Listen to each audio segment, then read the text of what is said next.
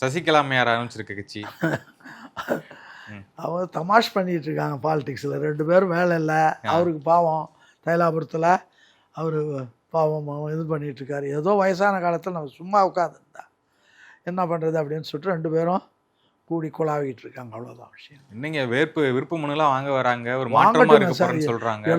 தமிழ்நாட்டில் எல்லாத்துக்கும் நீங்கள் ஆரம்பிங்களும் ஒரு கட்சி 4 பேர் வருவான். ஏதோ வந்தால் எதாவது பணங்கன்னா வச்சுருந்தாருன்னா கொடுப்பாரு, அது இது கொடுப்பாரு அப்படின்னு வருவான். அல்லது இவங்க இன்றைக்கு இருக்கிற நிலைமையில் அரசியல் நிலைமையில் பெரிய கட்சியோட ஒரு வேளை கூட்டணி அவங்க போய் சேர்ந்தால் அவங்ககிட்ட பணம் வரும் அப்படின்றதுக்காக கொடுக்குது. அரசியல் ரீதியாக வர்றதுக்கு என்ன இருக்குது? இந்த அம்மாவுக்கு தான் என்ன இருக்கு?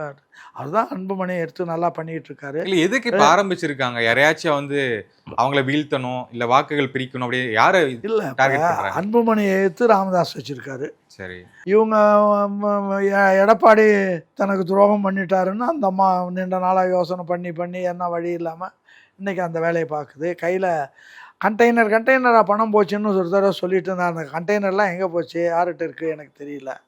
அதெல்லாம் வந்து வேலை செய்யுதில்ல. அதனால் பணம் இருக்குது, ஏதோ விளையாடு பார்ப்போன்னு பார்க்குறது தான்.